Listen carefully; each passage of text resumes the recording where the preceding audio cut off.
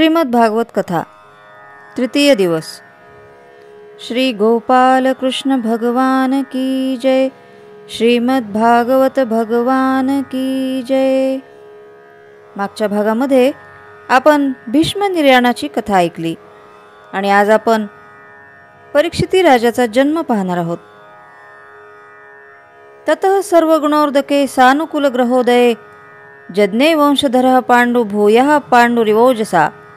अर्थात अतिशय अनुकूल ग्रहांमध्ये आणि सद्गुणांचा विकास करणाऱ्या आणि शुभवेळी पांडवांचा वंशज जन्माला आला। म्हणजेच उत्तरेच्या गर्भातून परीक्षिती राजाचा जन्म झाला। परीक्षिती राजा जन्मल्यापासून रडतच होता। खरं तर परीक्षितीचं नाव विष्णुराग असं ठेवलं होतं, पण विष्णुराग जन्मल्यापासून सारखा रडायचा। त्याला प्रत्येकाच्या मांडीवर दिलं जायचं, पण तो रडायचा आणि जणू प्रत्येकाची परीक्षाच करायचा। गर्भामध्ये ज्यानं आपल्याला वाचवलं, जो गर्भामध्ये भेटला, तो ज्याला आपण पाहिलं तो सापडतोय का, जणू काही हेच तो पाहायचा। म्हणून त्याचं नाव परीक्षिती असं ठेवलं। मग पुढं विदुरजी तीर्थयात्रेहून वापस हस्तिनापूरमध्ये आले, तेव्हा त्यांनी पाहिलं की धृतराष्ट्र पांडवांबरोबर राहतोय, त्यांच्या अन्नावर जगतोय। ज्यांची 100 मुलं मेली तो धृतराष्ट्र पांडवांसोबत राहतोय। मग विदुरजींनी धृतराष्ट्राला उपदेश केला, आत्माच जरयाग्रस्तः परदेह उपाससे। तुम्ही एवढे म्हातारे होऊन सुद्धा तुमची जीविताशा सुटतच नाही। अहो महीयसी जंतोर जीविताशा यया भवान भीमापवर्जितं पिंडम आदत्ते गृहपालवत। अर्थात तुमची जीविताशा एवढी मोठी आहे की ज्याला तुमच्या मुलांनी विष घालून मारण्याचा प्रयत्न केला त्या भीमाच्याच हातचं तुम्ही अन्न खाताय। गृहपालवत म्हणजे कुत्र्यासारखं। अहो आता तरी सावध व्हा, स्वतःचं कल्याण करा। धृतराष्ट्राला खूप वाईट वाटलं। ते गांधारी सोबत तिथून निघून गेले आणि आत्मचिंतन करू लागले। आणि 5व्या दिवशी धृतराष्ट्राचा देह पडला आणि गांधारी सती गेली। इकडे पांडवांना कळलं की भगवान आता अवतार लीला संपवून निजधामाला जात आहेत आणि कलियुगाला सुरुवात झालेली आहे। त्यावेळी परीक्षिती राजा राज्यावर बसला आणि इरावतीसोबत परीक्षितीचा विवाह झाला। त्याला जन्मेजयादी 4 पुत्र झाले। मग एकदा राजानं ठरवलं की आपण सगळं जग जिंकायचं, म्हणून मग परीक्षिती जग जिंकायला निघाला। जाता जाता त्याला एक दृश्य दिसलं। एक बैल आहे, त्याचे 3 पाय तुटलेले आहेत आणि एकच पाय शिल्लक आहे। आणि एक गाय आहे, ती मलमूत्र विसर्जित करत आहे। आणि एक राजाच्या वेशातला क्षुद्र पुरुष त्या दोघांना मारत आहे। मग हे दृश्य परीक्षितीने पाहिले आणि त्या पुरुषाला मारण्यासाठी तलवार काढली। तेव्हा तो पुरुष म्हणायला लागला, मला मारू नका, मी कलियुग आहे, आता माझंच युग सुरू आहे। हा जो बैल आहे ना, ज्याचे 3 पाय तुटलेले आहेत, तो धर्म आहे आणि कलियुगामध्ये धर्माला अशीच ग्लान येणार आहे। आणि ही जी गाय दिसते ना, ती पृथ्वी आहे आणि तिच्यावर पापाचा भार झाल्यामुळे ती रडत आहे। मग परीक्षिती राजाने कलीला सांगितलं, तू माझ्या राज्यामध्ये राहू नकोस। तेव्हा कली म्हणायला लागला, मी जाऊ तरी कुठं, मी तुम्हाला शरण आलो आहे आणि तुम्ही एकछत्री सम्राट आहात। मला तुम्ही काही स्थान द्या, मी तिथंच राहीन। कारण माझ्यामध्ये कितीही वाईट गुण असले तरी एक गुण असा आहे ज्यामुळे भगवत प्राप्ती सुलभ आहे। यत्फलं नास्ति तपसा न योगेन समाधिना तत्फलं लभते सम्यक कलौ केशव कीर्तनात। अर्थात कलियुगामध्ये फक्त प्रभूच्या भगवंताच्या केवळ नामस्मरणाने नामजपाने भगवत प्राप्ती होते. म्हणजे इतर युगांपेक्षा कलियुगामध्ये भगवत प्राप्ती अतिशय सुलभ आहे. मग हे समजल्यावर परीक्षिती राजाने कलियुगाला 4 स्थानं दिली. अभ्यर्थितस्तदा तस्मै स्थानानि कलये ददो द्युतं पानं स्त्रियः सूना यत्र धर्मश्चतुर्विधः. म्हणजे पहिलं स्थान दिलं द्यूत, म्हणजे जिथं जुगार खेळला जातो. दुसरं स्थान दिलं पानम, म्हणजे जिथं मद्यपान केलं जातं. तिसरं स्थान दिलं स्त्रिय, म्हणजे जिथं परस्त्रीसोबत व्यभिचार चालतो.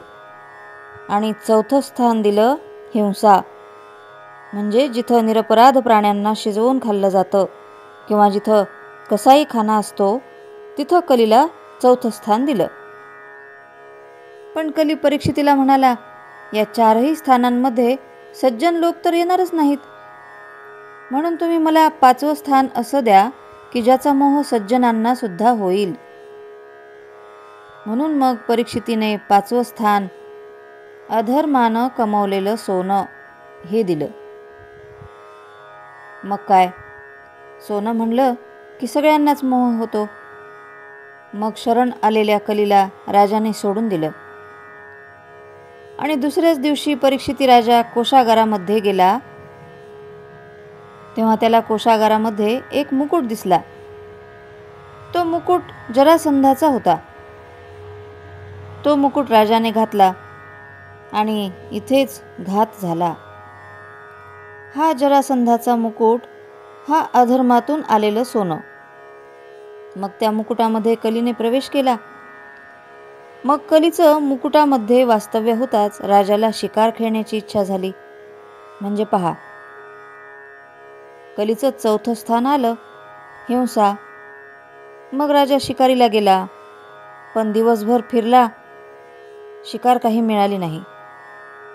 मग परीक्षिती थकून गेला आणि तहानेने व्याकुळ झाला. तिथं जवळच शमीक ऋषींच्या आश्रमात आला. शमीक ऋषी समाधी लावून बसले होते. निर्विकल्प समाधीस्थ असणाऱ्या ऋषींना परीक्षिती राजा म्हणाला, मला तहान लागली आहे, मला पाणी द्या. पण ऋषी समाधीस्थ असल्यामुळे त्यांना ते समजलेच नाही. एकदा दोनदा पाणी मागूनही पाणी दिलं नाही, म्हणून राजाला राग आला. त्याला वाटलं हे ऋषी समाधीस्थ असल्याचं नाटकच करत आहेत. आणि अतिशय रागात येऊन राजाने बाणाच्या टोकानं मेलेला साप त्या ऋषींच्या गळ्यात घातला आणि रागारागाने तिथून निघून गेला. हे असं का झालं बरं? हे कलीच्या प्रभावामुळे झालं. कारण परीक्षिती राजा हा अतिशय शांत व सज्जन राजा होता. पण त्याच्या हातूनही कलीच्या प्रभावामुळे ही अशी चूक झाली होती.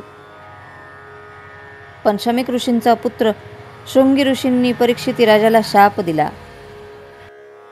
इति लंघित मर्यादम तक्षक सप्तमेहनी दंशती स्वकुलागारम चोदिमेत तत्रहम.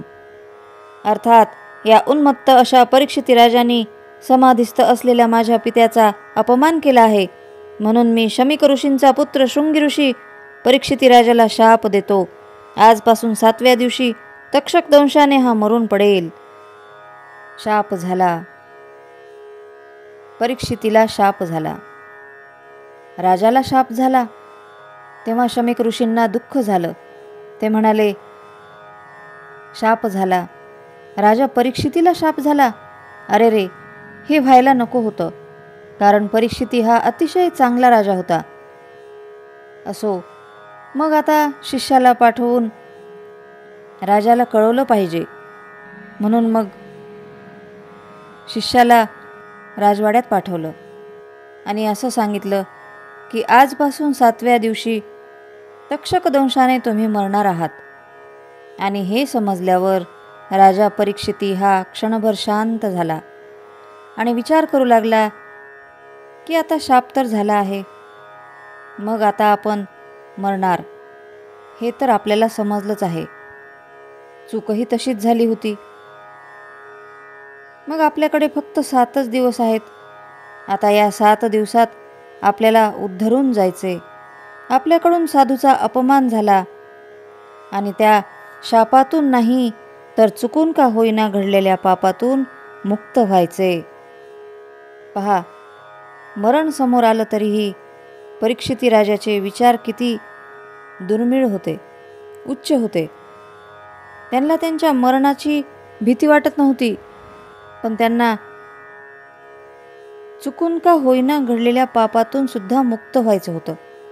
म्हणून सर्व संसार, राजपाट सर्व सोडून जन्मेजयावर राज्यकारभार सोपवून आणि पत्नी व मुलांचा निरोप घेऊन परीक्षिती राजा सर्व संग परित्याग करून गंगेच्या काठी जाऊन बसला आणि गंगा मातेला प्रार्थना केली, हे माते, मला उद्धरून जायचे, मला उद्धरून जायचे. आणि तिथेच गंगेच्या काठी अन्न पाण्याचा त्याग करून बसले. तहान भूक हरवली. तेव्हा तिथं अनेक ऋषीमुनी येऊ लागले. प्रत्येक ऋषीला परीक्षिती राजा विचारत होता, माझा उद्धार कसा होईल, माझा उद्धार कसा होईल. प्रत्येक संताला नमस्कार करून व्याकुळ होऊन एकच प्रश्न विचारत होता, माझा उद्धार कसा होईल. आणि राजाची ही व्याकुळता पाहून सर्व संतांनी, ऋषींनी परीक्षिती राजाला आशीर्वाद दिला की तू नक्कीच उद्धरून जाशील. तेव्हा काही क्षणातच दिव्य तेजस्वी ज्ञानी प्रत्यक्ष शुकाचार्यांचं तिथं आगमन झालं. तत्राभवत भगवान व्यासपुत्रो यदृच्छया गामटमाननपेक्षः अलक्षलिंगो निजलाभतुष्टो धृतश्च बालौर अवधूतवेषः. अर्थात तत्राभवत म्हणजे इथे आलेले आहेत. कोण? भगवान व्यासपुत्र. नुसतं व्यासपुत्र नाही, भगवान व्यासपुत्र. यदृच्छया म्हणजे मनाला वाटेल तिथं फिरणारे. अलक्षलिंगो निजलाभतुष्टो म्हणजे आत्मबलाने परिपूर्ण आणि निरपेक्ष आहेत. अवधूत वेशामध्ये आहेत. आणि किती वर्षाचे आहेत? त्वं द्वष्टा म्हणजे 16 वर्षाचे आहेत. असे हे ज्ञानी शुकाचार्य भगवंताचं भजन करत करत आले. अतिशय सुंदर भजन. या भजनामधून शुकाचार्य आपल्याला आणि परीक्षिती राजाला काय उपदेश करत आहेत हे आपण पुढील भागात पाहू. जय श्रीकृष्ण. स्तोत्र, मंत्र, संपूर्ण भगवद्गीता, एकनाथी भागवत आणि श्रीमद भागवत कथा नित्य ऐकण्यासाठी आणि त्याचबरोबर डोहाळे, पाळणे, उखाणे आणि खास महिलांसाठी किचन टिप्स हे ऐकण्यासाठी माझ्या या चॅनलला आपण अजून सबस्क्राईब केले नसेल तर एकदा नक्की सबस्क्राईब करा आणि हो, लाईक व शेअर करायला विसरू नका.